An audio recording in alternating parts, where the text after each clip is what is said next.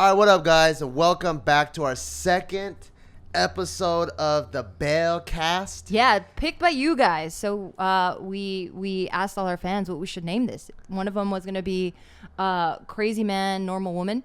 And then they call us... She thinks I'm crazy. I don't even think I'm that crazy. Well, we'll see, right? We'll see. I'll let you know. Yeah. And then we have like this pet name for each other. We call ourselves like the Bears, but then we try to be cute. Well, he started it. And he would call me Bale, like Mama Bale, where the R's a W. I'm a cute motherfucker, you know. Yeah. So then we just became the Bears. So that's what they picked. I love it. Thank You you. guys ever dress up as As what? Bears. Bears. He was about to say bears. is this a no? No, what is that called? The furries. Yeah, Oh, no. Fuzzies No, or never. furries? Yeah, furries, you're right. Yeah, no, Yeah. we're not into furries. Yeah. But I also want to introduce our guest today, Tate Fletcher. I'm honored to be here, man. Pro MMA fighter. That's amazing. Owner of Caveman, or one of the owners of Caveman Yep. Coffee. And I see him in literally every single movie, TV show, whatever. Video game. All the time. Video games. Yeah. And so I just want to talk about all of that Yeah. stuff because it's so intriguing to me. Like, I feel like you should be the Dos Equis man, like the most interesting man in the world. A few more years, who knows? Yeah. A You know, few I more, mean, that really? could be the trajectory. Damn. Yeah. So yeah, tell me, how did you get into? I mean, like, this is probably rewinding a lot, but how did you get into All of it, yeah. MMA? And then how did that become? You take the pro route, and then coffee, Yeah. and then movies. I've just been real fortunate. Yeah. Is how I see it. I had a version with. I had a history where I'd worked myself into a horrible predicament, and I'd met the end of the road in drinking and drugs and my whole lifestyle. Earlier today, I was at the store. I was at the bank, and I'm depositing a check. I just sold a house yesterday. Congratulations. Oh, nice. Thanks. And LA home? Or no, some- one in New Mexico. And I'm putting the check in today. Yeah. And so we're doing all that, and she's like, "Okay, you need anything else?" And out of the drawer, and I go, "Yeah, just empty it, you know." And I hadn't said that but I'd said that seriously before in my past. Yeah. And that had got me in horrible wrecks, you know. Yeah. And I thought, wow, what a difference life is, you know. But my thing was like, I think it can get boiled down to of like wellness and illness, and like what that is for me today too is the same thing as a kid and growing up, and my aversion to taking responsibility or being accountable for almost anything was so strong that you just end up in this kind of selfish bubble where you think everybody's against you in a way, you know. There's a horrible kind of bubble you could get put into there, and I kind of had my life plucked out, I guess, by some guys that took enough interest in me, and I had an eagerness about me that I was willing to work, that they're like, you know, we can show you a different way of how to live. And that kind of became the start of the conversation. And in that sounds like you were the guy at the club that was good at beating people's asses. And then they're like, hey, do you want to fight? Have you ever thought about fighting before? And or would you like to help out with some blue collar work? It's kind of true. It's like this guy, he was a stick fighter, Arlen Sanford. What's a stick fight? Yeah. He ran the Dog Brothers, and the Dog Brothers was a mixed martial arts group that wanted to see the efficacy of their sport. And so they go, okay, let's see if we exchanged hits and we didn't have helmets and gear and everything on, would this outcome have been the same? When Eric Knaus and Arlen had a fight at an international stick fighting competition, and they were curious, and so they fought each other without armor for like the rest. bare knuckle? Filipino sticks, bare knuckle. Oh, okay. Gotcha. And so it's a full no holds barred kind of event. Is it called Kali? Is that? Well, Kali, Eskrima, Kali Kabrong. There's depending what region you're from. Yeah. And so and it kind of, the Dog Brothers brought everything together and says, whatever you want to do with armed combat here that isn't a trajectory weapon, we'll go ahead and we'll fight you. And so they fought guys with chains, other guys with sticks, with bow staffs, with nunchucks. It's like modern gladiators. A whip. And so they just wanted to see. Were there lions? How do you say it's so chill? He's just like, they brought broken glass, fire. They just wanted to see what was real. You know, there was tight. so much of like a lot of make believe around it. Like if you get hit with a stick, this is going to happen. He's like, well, let's see. And so that was kind of my beginning. And then when he got to the ground, it's a wrestler's world or jiu-jitsu guys, and that kind of got me into jiu-jitsu.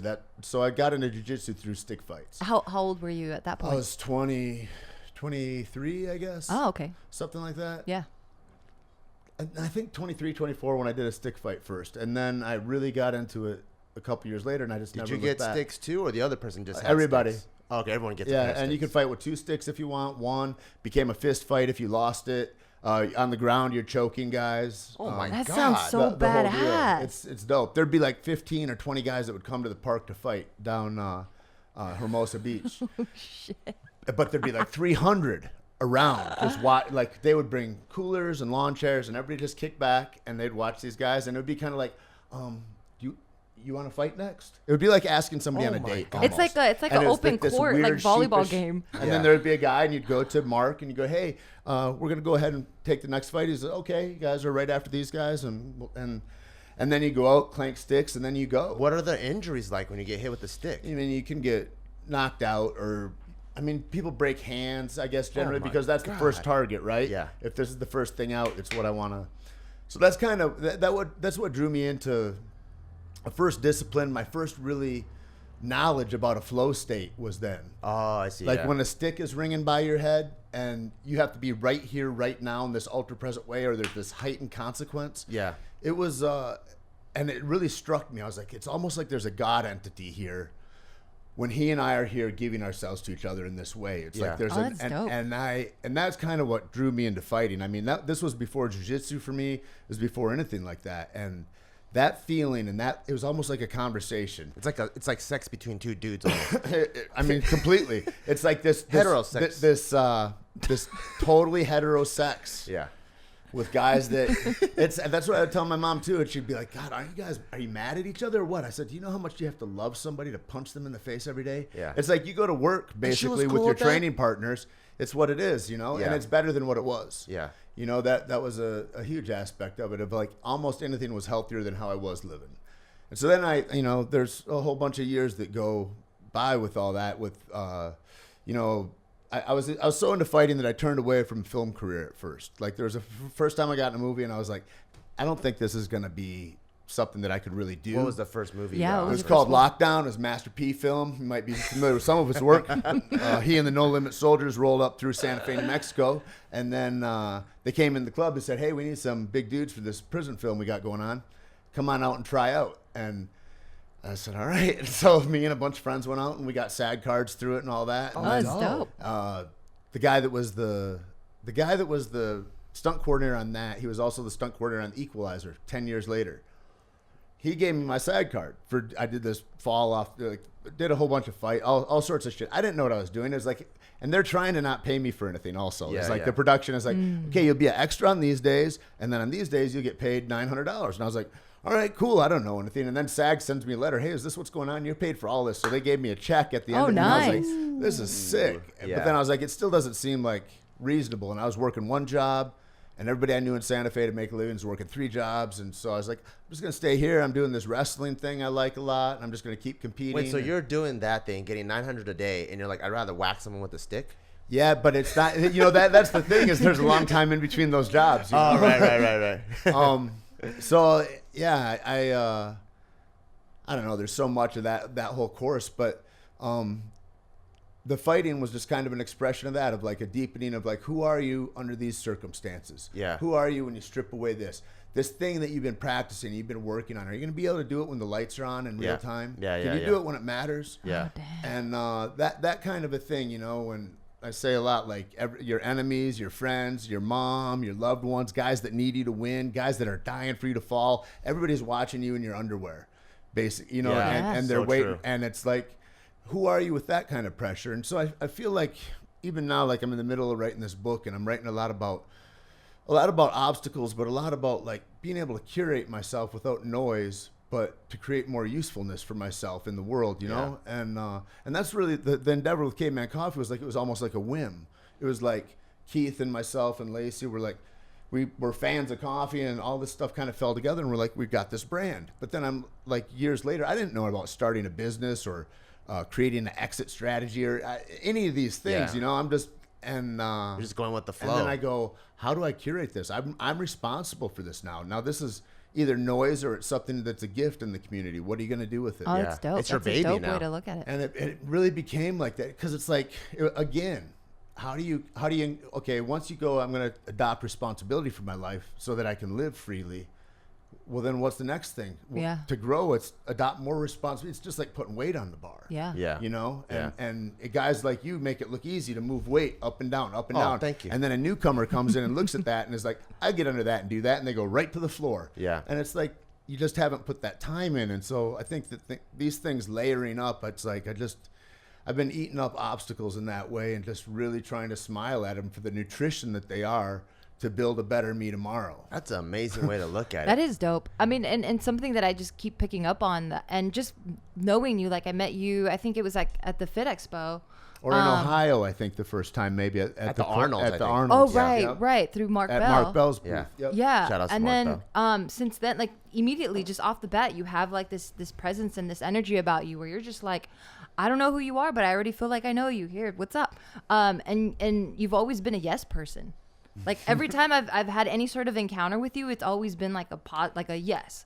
Yes, that's dope. Or yes, I want to do that. Like you're here now. Like I don't know what the conversation, like the exchange was. I'll tell but you, I was so excited. I saw, really? Because I saw Woo! you. That's so you were nice. like, man, this is too much. I'm doing this other stuff. I've got to find another way to express myself, and this is going to take an out. And I was like, wow, how cool.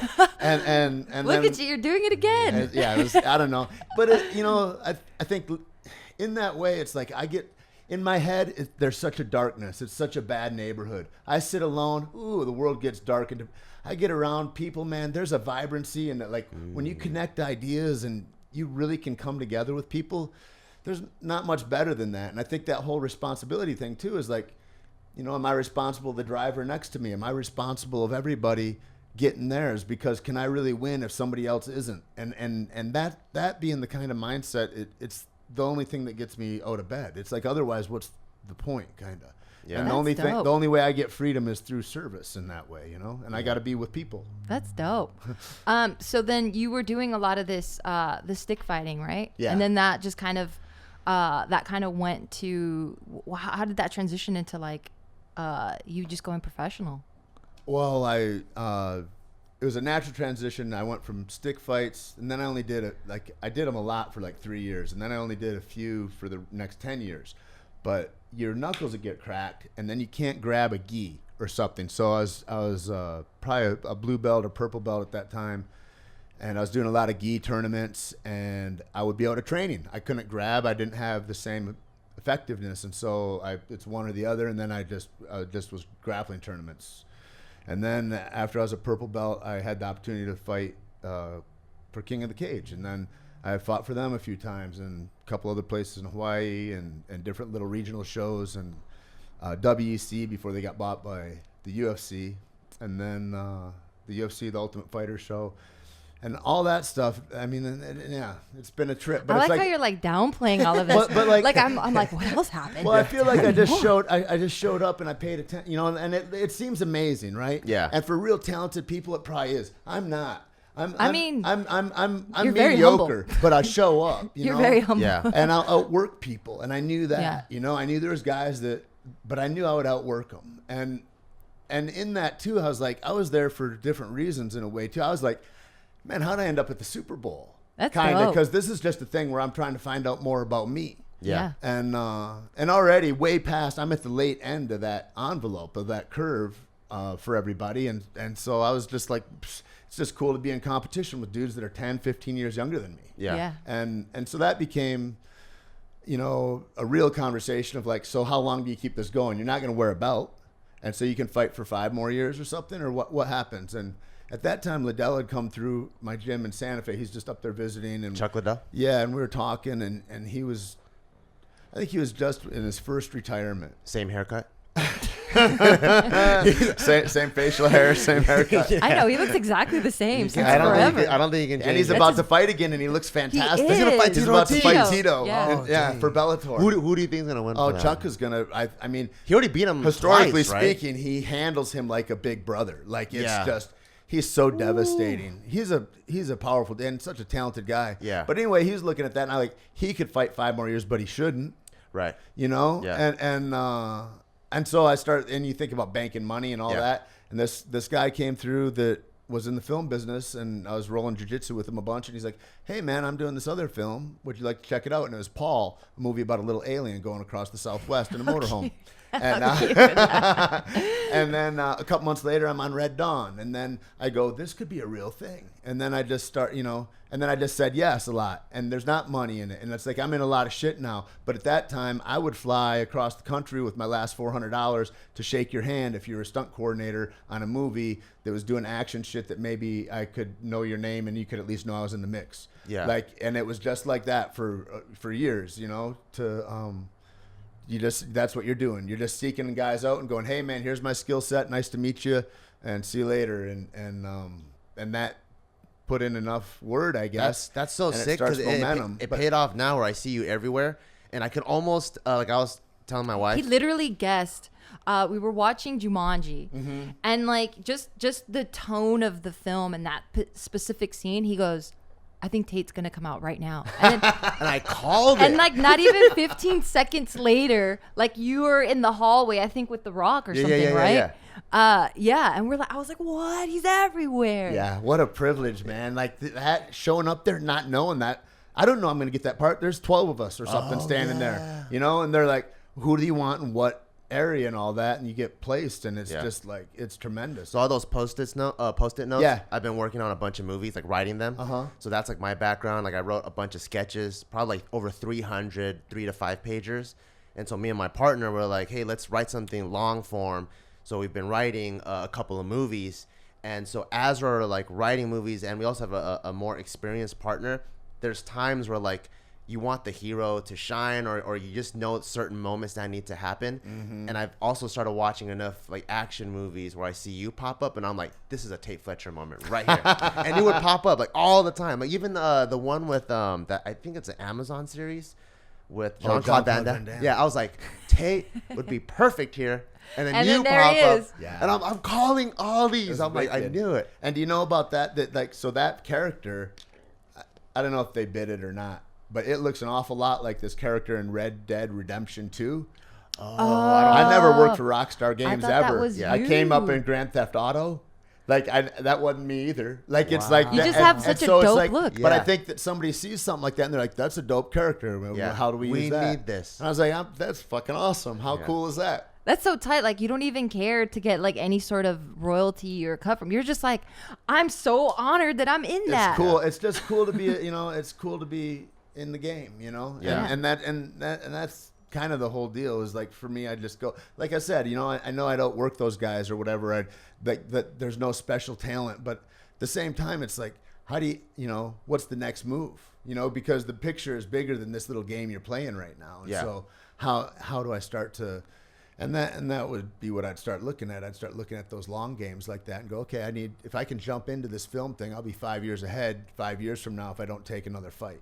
Yeah. But you got to say no to the fight, and that's hard. And I couldn't go into, like, I didn't go back to Jackson's gym for, I don't know, 2 years or something. That's where you used to train in Albuquerque. Just even to go in, it was like, it would smell like that, and then you're not working, and it's like, it feels shitty if you're an athlete, and then there's people doing your thing, and you're not doing that thing. You're sitting there. Ooh.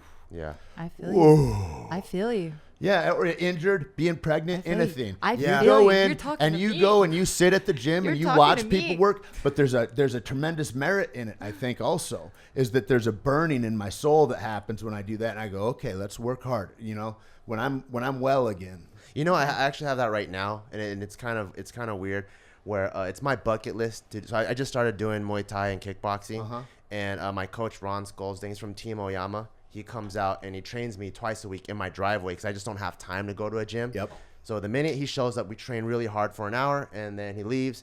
And then the other days, Monday, Wednesday, Friday, after my weights, I shadow box and I hit the bag and stuff.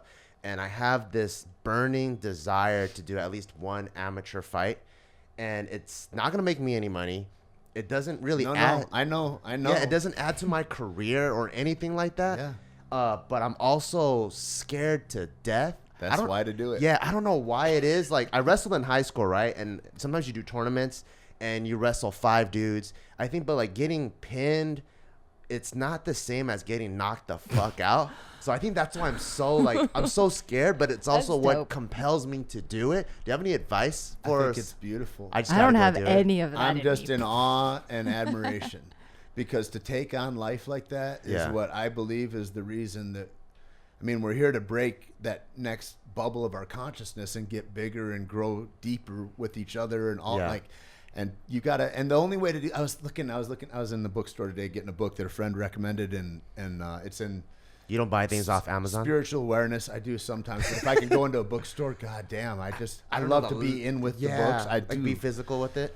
I do. Yeah. And then I end up in there 4 hours or something. But, you know, you look at all the stuff and then you think about what the echoes are on Instagram that trickle down. Yeah. And everybody political or whatever the thing is. Yeah. And then you look at all these books and like, here's freedom, how to get past yourself, getting out of your way, and all these things that we could be attacking instead of attacking out here. Yeah. And so that comes back to that thing when I was thinking about responsibility. I'm like, it's if I'm really noticing how fucked up you guys are doing it, I'm really in a bad way personally, you know, and to take care of my own spiritual and emotional health like that. And it's like what you're doing. It's like to not express that. How much of a little cancer does that cause in you? Yeah. This unexpression of this thing that's burning in me. I mean, the same thing Jason Ellis did. He's like, I've got to take some fights. And so he fights guys. He throws Ellis Mania and he goes and he fights pro guys and he'll do a minute a round and he does all kinds of crazy stuff. But it's the same thing. He's, you know, this old athlete that doesn't skateboard anymore, but it's like,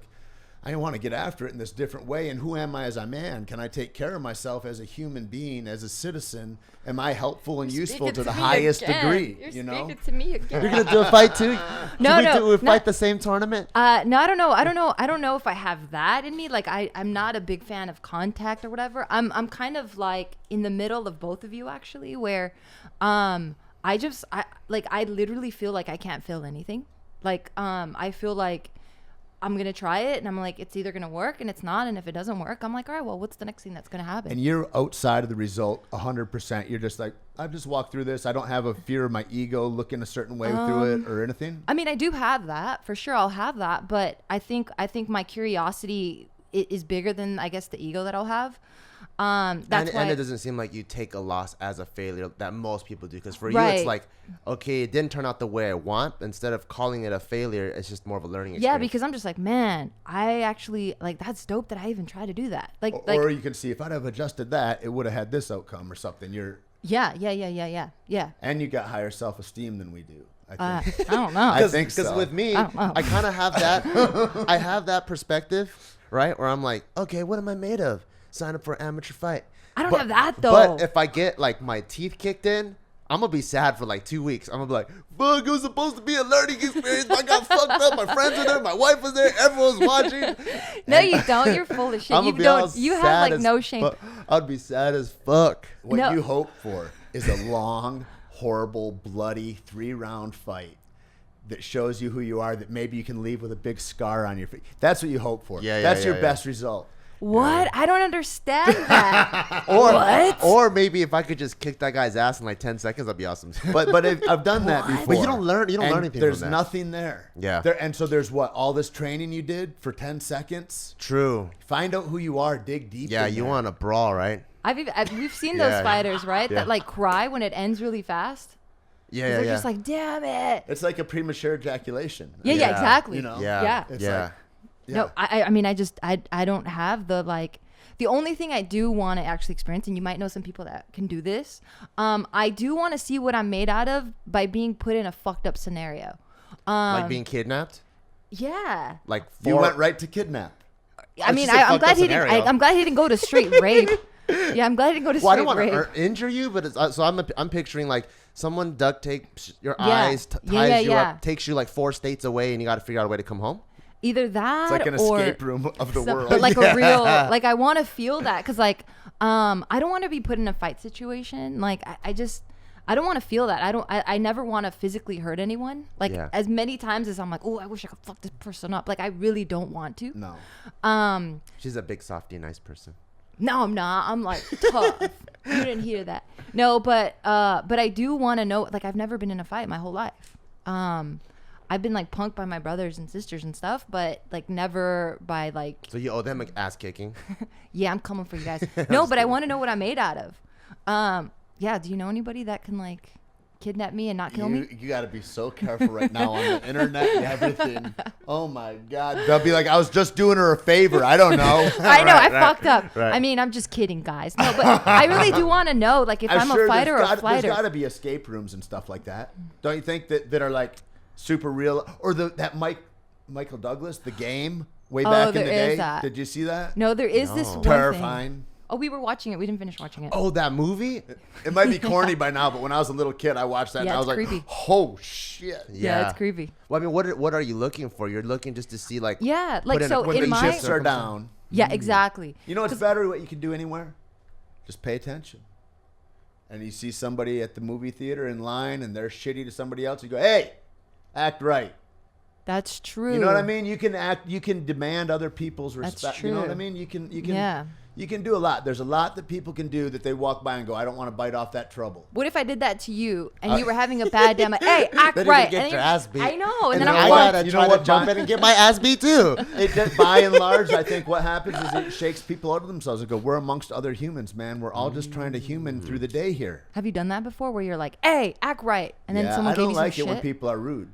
I mean, and so, I'm like, manners matter. I'll be really nice like that and tell them, but like, I'm going to tell them because that's another unexpressed thing. If I see somebody doing an injustice to somebody else, I just feel like obligated to say, Yeah. Yeah. Would you be that vocal if you didn't know how to fight? I could never say that. Oh, I mean, I guess, yeah, because before I always thought I knew. Since, gotcha. Because you're a little kid, you're like, shit, man, Yeah. I beat up my two buddies all the time. Yeah, you're supposed to. Everybody goes down there. We got one pair of boxing gloves. Okay, you want left or right today? And then, and that's no bullshit. Almost probably every little boy listening probably had some experience like that. Yeah. Bite on a Gatorade cap. It'll be a mouth guard. What the fuck?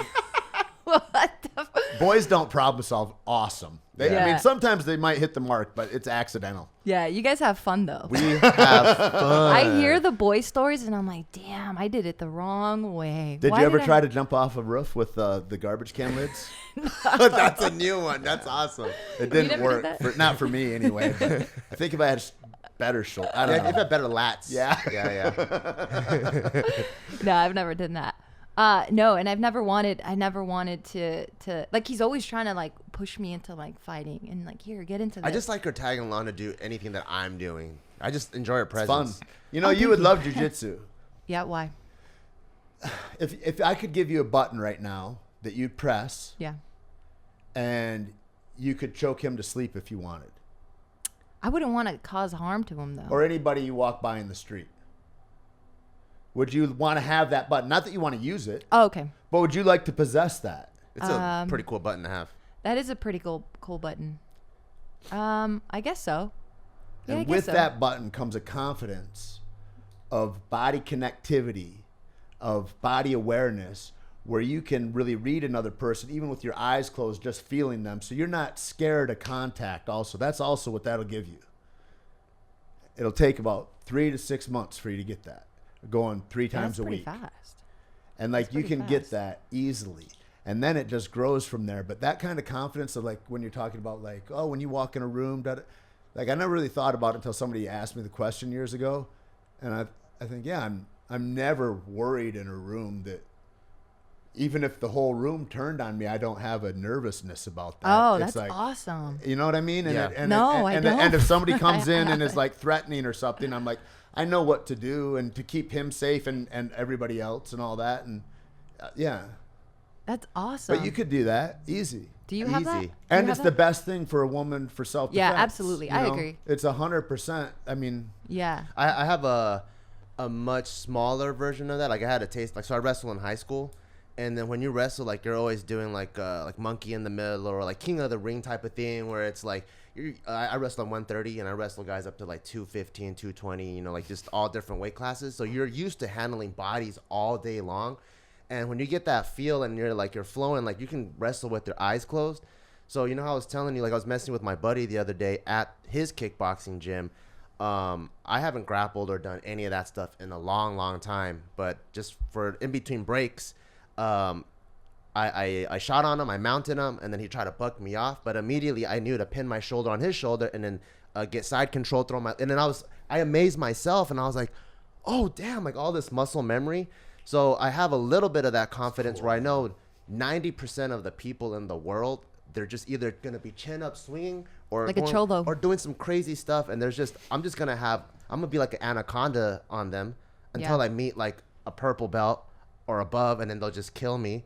But like, but having your composure. Yeah. I mean, how many wrestling matches did you have? I wrestled junior and senior year. I don't know, maybe like one. You do 1 or 2 a week. And then how many practicing? You know, I mean, it's like 3 hours a day, 5 days a week. Hundreds and hundreds and hundreds of repetitions a week. Yeah. That you get that good. One thing it does, even if you don't get great at wrestling, you don't give a shit about contact. You're not nervous about it. Yeah. And most other people that walk around are nervous about that. I'm nervous. Yeah. I mean, and so that's the first rule of fights. That's what Sticks taught me too, is proximity. I'm scared of sticks, though. You got to keep your distance and then choose when to own the distance. You know? Do you keep like a pair of sticks in your car just in case shit happens? I used to, and I'm like, who are you? What are you doing, dude? What the fuck's wrong with you? You're like, my weapons are right here. I don't need that shit. Well, and that becomes another thing too. Is like you pull out a weapon. Now we've escalated. True. Oh, right, you know what I mean? Right. So true. There's a lot of good reasons not to. I feel like you're downplaying so many things. Like I feel like you're into everything, but you're just like, maybe for you, you're just like, that's just the thing. Well, everything's a thing until you get into it, right? And that's the cool thing about where we live is like right now, everybody I know, none of these jobs existed 20 years ago. That's true. Most of the people I know are working jobs that had that would have been you'd have been said you're crazy. Yeah, what we're doing right now. I mean, it's a trip, you know? And so like with that kind of thing in the world, it's like, everything's new, man. Dig into whatever. I love like Alan Watts would talk about it. Dig into whatever. Dig into whatever you want to dig into. And if that turns you on, that's the right thing. Don't think about making money. Yeah. What turns you on? What will you dig your soul into? And then that thing, you'll be an expert at it. And other people will be interested. And then all of a sudden, you're the expert at that thing. Yeah. But it's just like, be true to your shit. Be true to you, man. Oh man, you're speaking to me so hard. You keep speaking to me so hard. No, like I've been telling him, and I shared with some of our viewers and stuff that like I've just been in this funk because like I've had this year off where I've given so much time to my son, which naturally that's the way it should be. Being the best mom in the world. Thank you, trying. But then like now I'm finding myself being like, well, wait, who am I? What am I doing? Like I was so like into so many different things, and now I'm just so focused on him, and I'm like, wait, when I step back, I'm like, oh shit, but what am I really doing? Like, how am I really growing? Isn't that who you like? I think that's one of the beautiful things about being a woman, though, is that you get to become this whole other thing in mother. Yeah. You know, and like that's what's up. Yeah, it's dope. It's definitely dope, but it's beautiful, and I love it. But then at the same time, it's like you need to kind of remove yourself from it a little bit, because then you're just kind of lost in that. Is it part of like a postpartum thing, or is that all over at this point? I don't know. I mean, because I wonder, you hear about that when people have real trouble with that. Yeah. And it's like, well, how many different areas does that affect? I mean, that's got to be. Yeah, I don't know. And how long does it string out for? Yeah, I don't know that. I always thought the postpartum like depression stuff was like kind of in the immediate, and I'm thinking like when they were newborns. I don't know how long it drags out or how long it can. I've heard it kicking in like 2 years later too. Oh damn. Yeah, I think it's when we call that creeper. The creeper? Yeah, that's a creeper. Oh, that's my cousin's name. Yeah. She's Mexican, so she's probably at least 5 cousins named Creeper. Creeper and Little Lope. Yeah. Yeah, you know one too. That's tight. Yeah, I've read where like and this can happen with any type of like even other types of PTSD that don't even have to be war related. Yeah. Just something can hit and it takes so long for your mind to process things. Yeah. That it can kick in 2 years, 3 years later. But that's the thing. I feel like my mind can overcome anything. So I refuse to even think that way. Because then I just feel like if I give in to, it's got to be postpartum or I am depressed or whatever, then it's kind of like it got a hold of me somehow. Where you are seems good then. No, I'm not in a bad place, but I'm not like where I want to be. No, but you're from a platform where you're like, I know who I am, who I've been, and now I get to decide who I'm going to be. Yeah, exactly. Yeah. Like I feel like I have a lot of like different outlets where I can kind of turn to. So, I don't feel like I'm trapped in any sort of way. That's awesome. Being able to see options. Yeah, it's really, really awesome. And also come from a confident like corner. I think that's pretty cool too. Yeah, like it a is confident cool. perspective. It is cool. And then I'm surrounded by you and my friends and my family and stuff that do that. But like, as you're saying these things, I'm like, man, you're speaking to me. That's where I'm at right now. Like, I need to like feed my soul again. Yeah. It's definitely like, I mean, I feel like I get these projects, I get going, and I feel like I'm juggling, running downhill or something. And I'll do all the hours, all the whatever. But then afterwards, I'm like, I'm not going to leave the house for 4 days. Oh, because you're just so exhausted. I'd get sick. Like I would go on these projects and then I would instantly get sick afterwards. Like after the responsibility was over, it would be just like the rush of getting normal. Because your body's just so overwhelmed. Trip, man. So what else? I can't even imagine. Childbirth blows my mind. Blows my mind. It's dope. It's magic. I feel bad for guys that you guys can't experience it, because like, I honestly wished I could. I wish you guys could. I wished I could deliver a baby through my penis or my butthole or somewhere. I choose butthole. I choose butthole. Totally. Yeah, I would choose. Oh yeah, true. That sounds better. Do you choose throwing it up or through your nose? I mean, what are we talking about? Yeah, that's so true. You're so open-minded. No, it's dope. Like after I gave birth, like I look at women so different now. I'm like, man, we're so fucking amazing. And I'm like, and you guys will never know. It's a trip, man. It's like. It is a trip. And it's beautiful to see. Like a lot of my friends had babies this year, and it's so transformative. It's just like it allows me to look at the human condition in a different way. I guess it feels like you're almost a voyeur in somebody else's human condition. Yeah, and it's a remarkable thing, man. One crazy epiphany that I had the day that our child was born, and my mind, it's not racist, but my mind likes to go in really weird places. And so let's hear it. So our child was born, right? And I'm like, oh my God, I have my baby for the first time. Kidnap it. No. I was walking. See who he is under pressure. I was walking out to get, I think, Postmates. Like, we were just ordering some food because she could finally have sushi now because she couldn't have it for like 6 to 8 months. And I see these 4 dudes that would stereotypically to like the American audience who would look like terrorists, but of course they're not. But I see them and I'm like, oh my God, all terrorists were once babies. As obvious as that is, right? I think you just don't, you know that, but you don't feel it. So I'm like, man, there's like, everyone was at one point extremely innocent and nurturing, and they were like this blank piece of paper. And somehow through their experiences or environment, they were shaped a certain way. And I'm sure that the other side think America is terrorists, and they don't think that I don't think anyone thinks they're the bad guy. No, nobody. But does. I'm just like, man, this is crazy. If there's a way that like the world can have more compassion instead of just labeling people, because we were all once know-nothings. Yeah, it's weird how we got more labels. Yeah, there's more labels now than there's ever been ever before.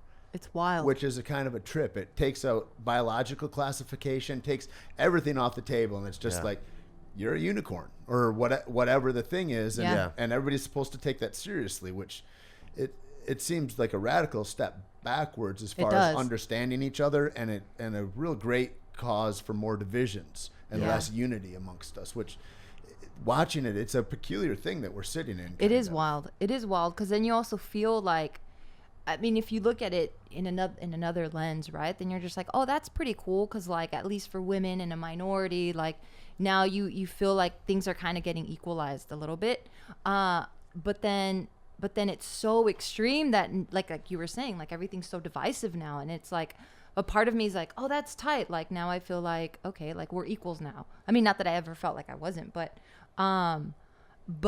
it's just so like, everything, you just have to walk on eggshells for everything, because you might just offend someone. And I'm like, wait, why? Like, it's okay to, if you get offended, then that's cool. Let's have a conversation about that. Why are you offended? And that's kind of why I like the fighting stuff, because there's really, you just punch them in the face. So like in regular society where people are talking, like there's like all these extra eggshells, whatever. But I feel like a lot of the like combat arts, it's just a very true form to what it is. And there's no real extra bullshit. And I feel like if you're able to combat at that level, then like most of the fighters that I know, they don't really get caught up over little bullshit, because I just think they know what real war feels like. So when it comes to like people calling them names or like stupid internet trolls or whatever, they're just like, okay, that's not even real shit. Do you think it's the same for females? I think so. That are fighters. I think anyone that has pushed themselves to that kind of. I'm sure like marathon runners, those guys. I would say no way. Yeah, I feel like all of those guys. Like, because they know what real shit is. People still got kids though, and so you're on dude's page on the internet, and he's got kids, and you're woofing all this. Like, so what's he to do? Take himself out of that part of the world because people can't behave, and that becomes real too. And it's like, and I would argue that it's not the same for a woman. Like, when my friends that are women get harassed online at any level, the highest levels, they're saying, I'll rape you, I'll beat you, I'll fuck you to death. Like, whatever I mean, and those are the light things, you know what I mean? Yeah. And that's not a threat you can make to me. Yeah. You know what I mean? That's ridiculous, Yeah. And, but that's real for anybody because it's just, I mean, men are larger animals. Yeah. and so to me it's like it's a terrifying thing, and it's something that has to get kind of reeled in somehow in a way because it's too loose where you can't. I mean, like my friend, this Hawaiian guy, and I said, man, you guys, you don't talk a lot before you scrap. And he goes, no, you guys in the mainland, he goes, you got all your words and this and that. I feel you disrespect me, you get cracks. And that's it. And it's that simple. I love that. He's like, I don't need to get verbose about this. I understand your intention, and let's get this then. Yeah, let's fast forward to what we're really trying to get to. And there's something about that that's like so clear. I read this thing, clear is kind, unclear is unkind. And I was like, that's so clear, right? Yeah. Like, it's so clear. It's not muddy at all. Oh, if you want to be rude, you don't want to work this, you want to be rude to me. Yeah. Cool. Here's my answer. Yeah. And there's something like super kind of relaxing about it because you're like, everybody's clear with what the rules are. Yeah. Yeah. Yeah. We were talking about on a side conversation while we're filming yesterday, and sometimes like people take what you say out of context and they make up all these things, and it's like, wait, if you want to just say fuck you, right? Just say fuck you so I know how you feel about me, and cool. Versus like trying to take my words and wrap it into all these things. It's like people are so unclear with what they want. Like if you don't like me, you could say you don't like me, and then it's clear and I get you don't like me. Yeah, you're presenting this to the Congress of the internet. What are we doing? Yeah. Tell me to eat a dick. Got it. Yeah, and I'm like, cool, got it. Eat a dick, got it. Yeah, but I mean, but that also has to have like this. You have to have this deeper understanding of who you are as a person, right? Because I can only speak for myself. There are times where I'm agitated, but I don't understand that I'm agitated. So then maybe my words or the things that I say might come off a different way. Yeah. And then I guess maybe I'll learn quickly if I get cracked really fast, because then I'm like, oh shit, I shouldn't have said it that way. Yeah. I think it's the thing though. It makes you think about how you land on other people. Yeah. If I go through life and I'm really super confident, if I see somebody super confident, I can be pretty sure that they're either that motherfucker or there's somebody that doesn't self-reflect a lot. Yeah. Because, like, a lot of I mean, you guys are at the highest echelons of sport and performance and everything. You know a lot of high operating people. Those people are always reflecting upon, like, is this right? Did I do this right? And even in man, how do you think I hope I didn't upset that guy. I'm in a hurry. Or, like, people, they're doing that all the time. Yeah. All day long. Yes. And to not do that, it's like to see this false confidence kind of that's welled up. It's like, I have no merit, but I have all the confidence. It's like, then you go, okay, how to beware around those situations too, right? Yeah. And that also leads to at least my mind goes into like, all right, well, while I'm raising my son, like I grew up getting my ass whooped, not the way he did at all. And that definitely taught me kind of like a tier, like there's an order of things, and you talk to certain people a certain way and whatever. But now we're kind of in a generation where like there's a bunch of studies that's like, oh, you don't want to do that because these are the effects that your kid's going to have or whatever. But I'm still kind of like, I'm never going to beat my kids, but I'm just like, unless you're really mad. No, never. I didn't grow up in that environment, so I don't. What's the worst beating you ever got? Or not a beating, or just spanking, or whatever physical discipline? Oh man, this one's kind of deep, but I won't say that one. But no, the worst one I got, I actually really deserved it. I fucked up so hard. My dad never. So in Latin culture, like the dad doesn't discipline the daughter for like obvious reasons, right? Because it's like that's. I think in a lot of cultures, the dads kind of stay away from the daughter. Oh, really? It's like that for I Asians? feel like, I don't know. Yeah, I feel like there's a disconnection there, and then it becomes a mystery in a weird way, right? Yeah. It's a kind of a trip. It's almost like that's the mom's job. You go beat her ass. Yeah, exactly. Or because maybe the dad's like, well, she's this like dainty little snowflake. Like, I don't want to hurt my daughter. Yeah. But I fucked up so hard that my dad went in on me, and like that was the only time he ever beat my ass. What's the in on, like, closed fist? So I had, kind of. I had braces, and like he was just slapping. Maybe he had closed fists. I don't know. And he punched me, and I had like a fat lip, and I don't remember now. Maybe I had like maybe even a black eye. Oh damn! But I fucked up. Did it help you? As egregious as the fuck up was, and maybe as deserving as the beating was. Yeah. Could the lesson have been learned without that? Yeah. In a way that connected you and them more. Yeah, for sure. And then I think the answers are there, right? That's it's like true. we got to go. Okay, we got function and performance. That's what we're looking at. Yeah, but what about like Cesar Millan? Like when he just has to get your attention because you're just not paying attention, and like the logic of a child's not there, and they're just like fucking all over them, and you're just like, hey, like snap back over here. So he gets the dog's attention. Yeah. But he doesn't ever physically discipline them. And he never speaks. He doesn't even talk. He uses body language. He's like, and then he'll walk, and he's not gonna let you walk in front of him. Like there's all that, right? There's all this dominance kind of stuff of hierarchy. Yeah. Yeah. But I think, I don't know, I see some people that raise their kids, like now, people I know having kids now, and it's like, I get so jealous. Why? Like, what do you get because jealous I'd about? love to be their kid. Like it's like you're being raised with heightened ideals for food, for movement, for consciousness in ways that never before has all this information been available to everybody. Yeah. And you see people that are high operating goddamn parents that are doing crazy fucking things with their kids, and it's a whole new expression. Like not a whole bunch of physical stuff. Like there's. Because I think there has to be checks and balances, right? Yeah. But you get to set the markers, right? Right. I was at Disneyland, and then there's this kid. I've never been. That's like child abuse, right? That's never. Well, you know what? We guys take because I got to go with the family. I can't go by myself. Look at this. What am I going to walk around Disneyland and get arrested? Totally no. No You have way. a dope look. They even have like biker Rent gangs a now. kid, something. Okay. We'll invite you next time. All right. But yeah, I was there, and there's this kid. He was like washing his hands, and I guess he was taking a little bit longer. And then the dad was like, hey, you want to hurry up a little more? You see that line behind us? And then the kid's like, oh, okay, cool. So he got the paper towel and like wiped his hands. And I'm like, just that bit of explanation helps the kid understand how I'm supposed to operate in the world. I don't want people to wait on me and all that. And why? Yeah. Because when I was a kid, I would have got smacked. Like, why are you taking so long? Bam. And then not knowing. But why is that?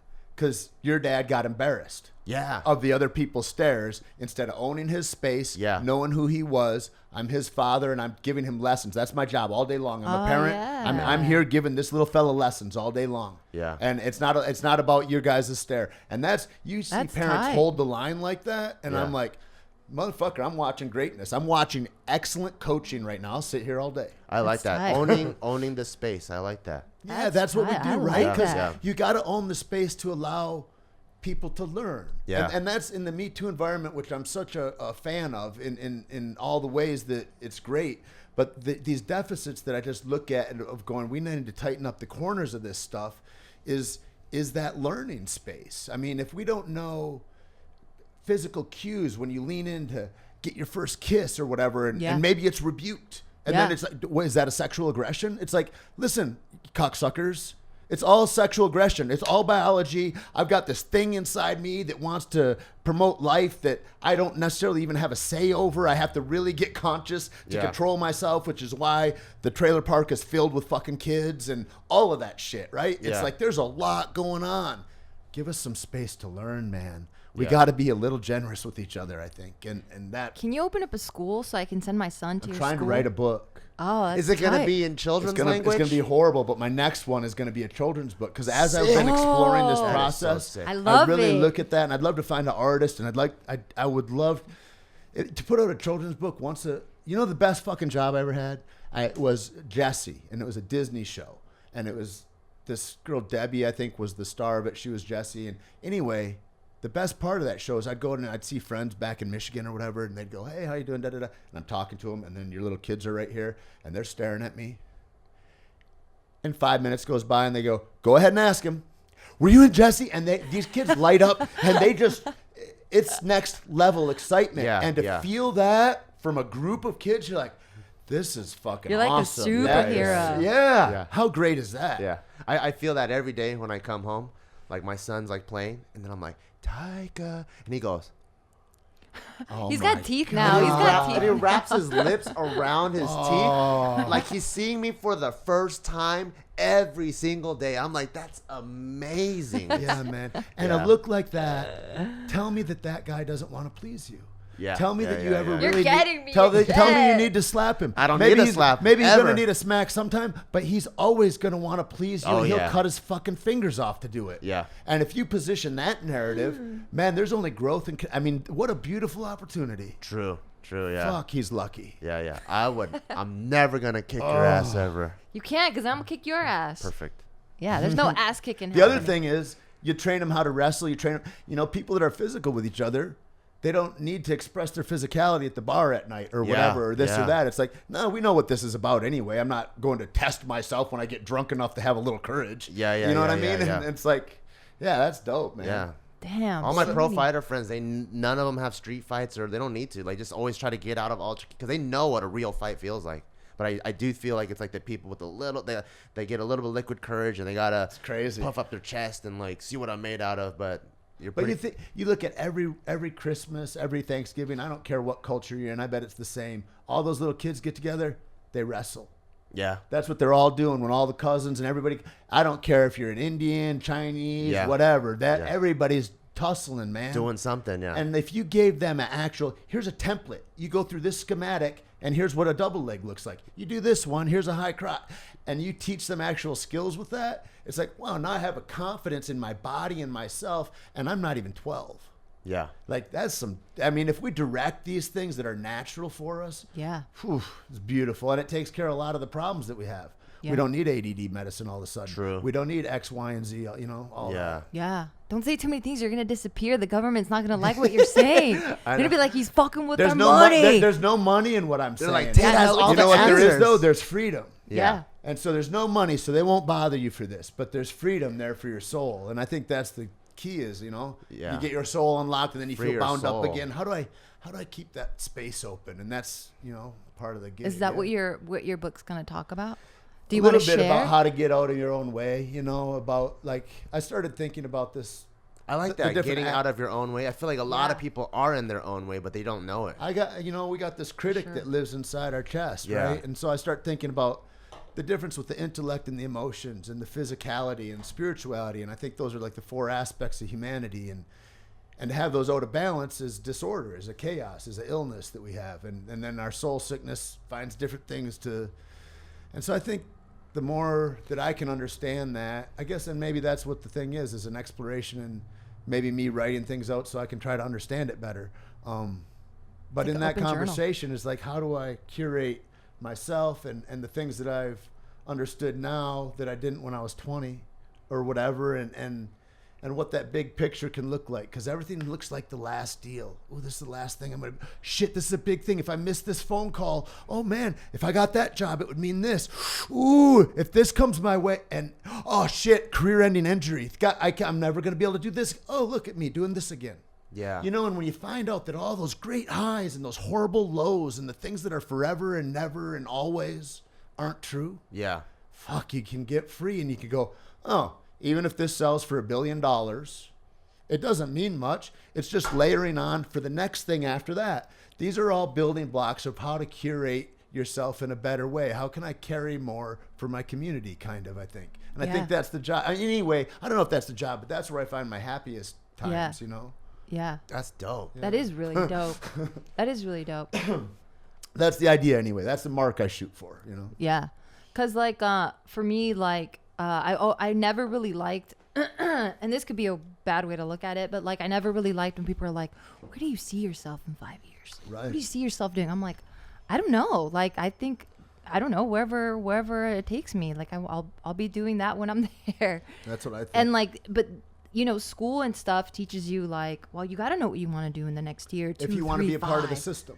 Yeah. Because that's a system. That's an orchestrated system, like the prison system or anything else. Yeah. And this chunk of time means this chunk of time means this. This allots you this kind of income. And is that real? Or is that is that like the stock market where it's based on your emotions? Come on, let's be honest. Yeah. Like none of that shit's real. Yeah. But I didn't know that. But it just never felt right. Because I was just like, do I have to know? Like, if there's all this knowledge out there, I'm like, do I really have to know what I have to do in the next fight? Like, who cares what I'm going to do? Like, just as long as I'm like, I always made it a point though, because I'm not very bright. But I always, very bright. Thank you. I always made it a point to be the stupidest person in my group I hate all it the when time. The smartest person in the room is like, and I'm not. Like, how do you think No, that makes me feel? This guy is the smartest guy No, that I I know wish. for sure. No, but like I made it a point at least to be like, if I'm the smartest person in my crew, I'm like, oh man, I'm fucking up. I need a better crew. Right. Or I'm like, we're not gonna go anywhere. A guy told me, he says, you need an old timer in a hand and a newcomer in a hand, so you can give a little and you're the conduit and you're part of the mess. And I was like, I like that, you know, and that's kind of like knowing where you are. I don't need to be a big shot. I don't need to be X, Y, or Z. I'm just this dude walking this way, and that's it, you know. Yeah. Help a little, take a little. So all these like lessons that you came up with, how long did it take for you to accumulate all of these things, or were they like little epiphanies you had along the way? I didn't even know that I knew anything really, I guess. Like, here's the thing about that. Or how did you know you wanted to write a book or gather all these thoughts? And here's what it was: just guys on the internet would send me questions. I'd get DMs, or I'd get the way the internet opened everything up. You know, you don't even have to know my email to get a hold of me, right? Yeah. And so all these questions, and I would just make jokes, and I'd say, it's in the book, or whatever. Because a lot of these things are like pretty long, they're a lengthy discussion it would take, you know? Yeah. And then I thought, maybe you should write a book. Maybe there should actually be a book. And so that was kind of the inception. So when you of wrote the it's idea. in the book, you were just saying random things. I was putting it off, right? One day or whatever, you know? Yeah. That's awesome. Or too much to type, you know, I don't know. Yeah, all that. Yeah. But then I think about like, so all these things in the world, all these interests, all these, I could do X, Y, and Z. I think, Jesus, man, what does all that matter if I have all the knowledge of the world and I don't have myself curated very well? I have on my phone a Harvard education if I want. I can know any information of any question in the world anywhere about anything. I can know everything. True. And I'm on Instagram. Yeah. And so I have this portal into universal knowledge that I can access, that I could learn, that I could grow more. But I've curated myself enough that I need a dopamine hit every second. And so I'm on fucking Instagram. And so like the thing to me came back to like, everybody's like, how do I be a boss? How do I be a success? How do I be I'm like, how can you be a human and a citizen? Yeah. And the better human and citizen you are, in good standing, all that stuff, I mean, you're going to be an admirable and a rare person. Like, that's what happens.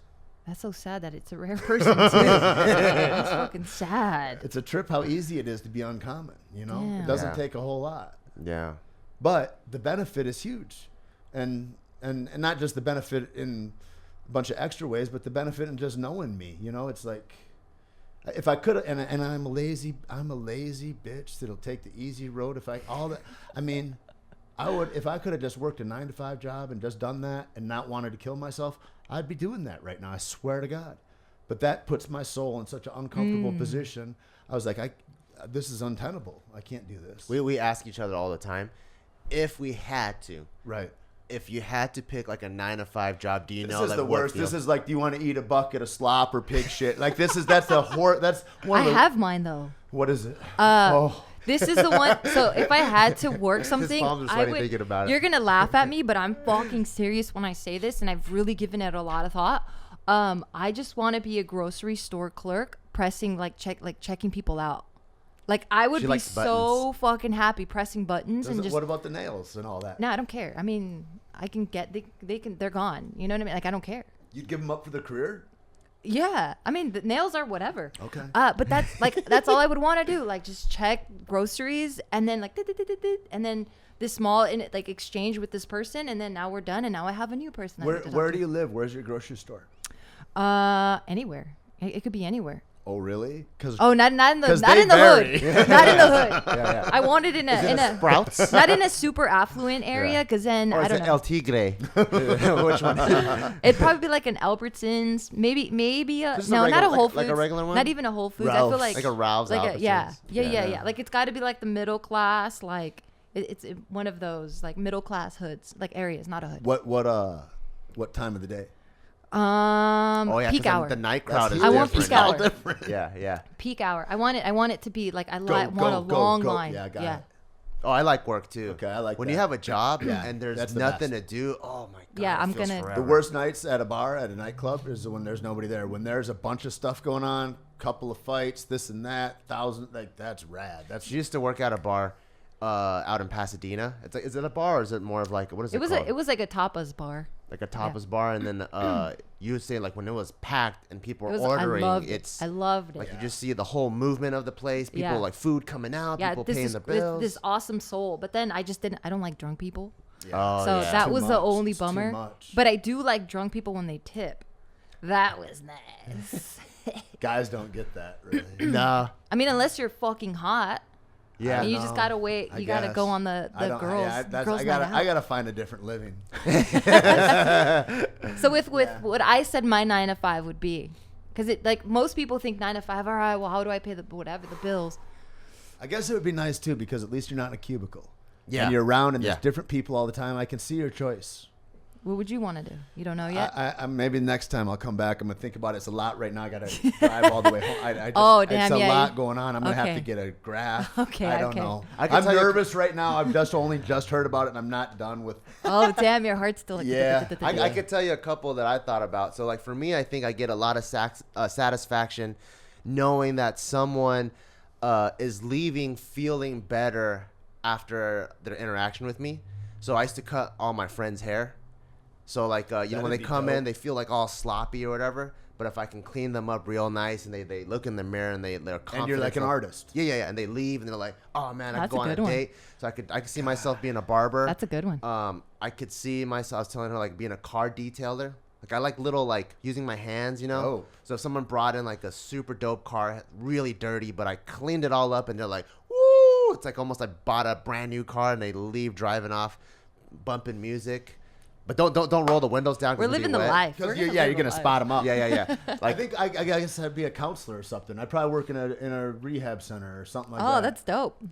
I bet something like that would be fulfilling. I think so too. I feel like you but like good knowledge. That component you put on, if you're not helping people, like it's like, yeah, you can be in part of the brightness of somebody's life. You know what I was thinking? I was thinking about CEOs and all that, and the inequalities with men and women, and nobody wants to be a CEO.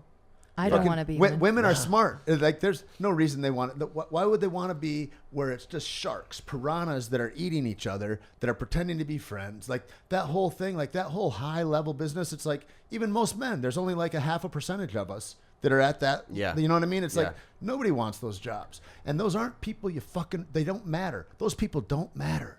Yeah. The people that matter, if I ask anybody who matters in their life, they're going to come up with a teacher, a nurse, a babysitter, a counselor, somebody that afforded them a nicety and niceness that they had never seen before. And it's usually somebody like that. Yeah.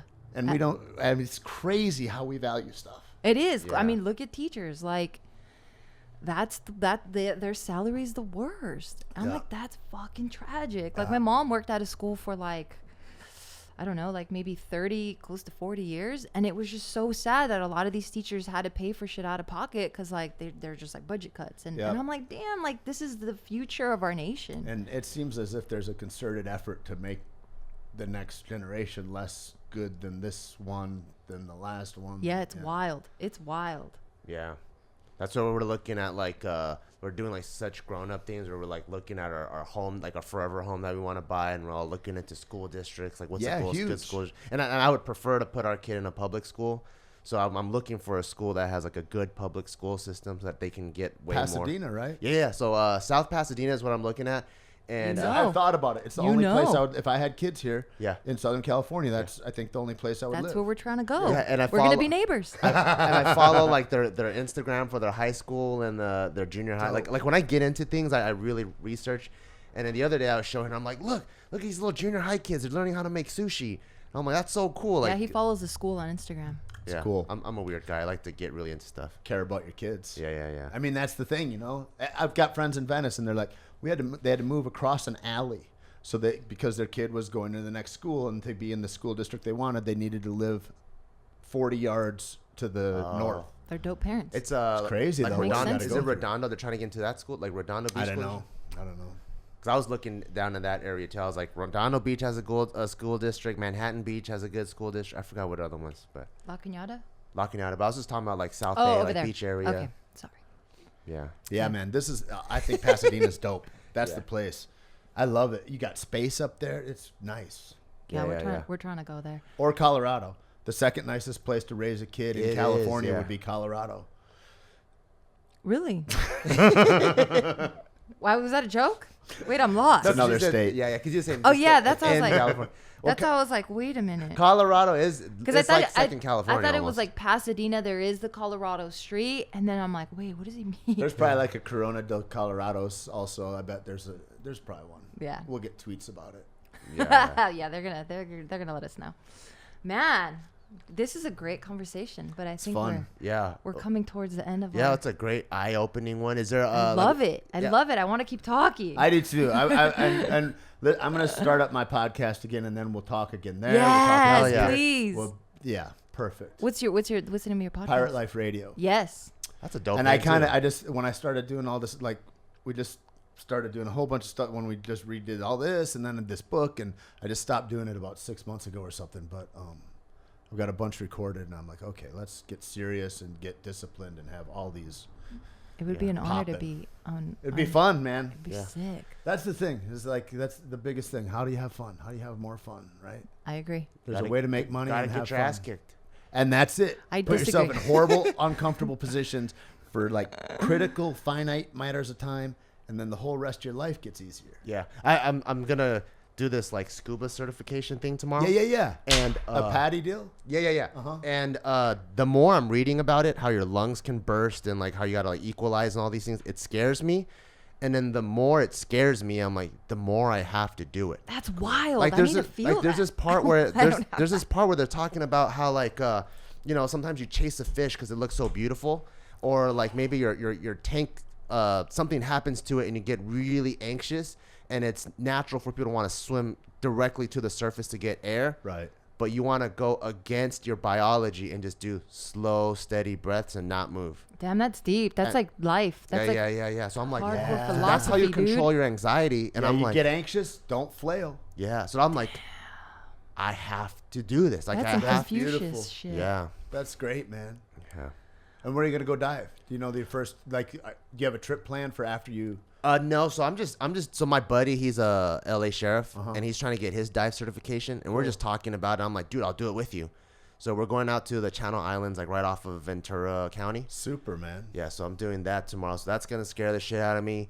Every Tuesday and Thursday, I get my Muay Thai coach kicks my ass and scares the shit out of me. But then it makes me feel alive. Dude, there's a friend of mine. He's got a place right around here. Yeah. And if you want to pick up an amateur fight, like we should talk about it Dun, and dun, get dun. you trained and all that. Yeah, like, yeah. But these guys are great, and it's right nearby here. And real good Muay Thai, like excellent, like top level. The Yard? Glory kickbox. Yeah.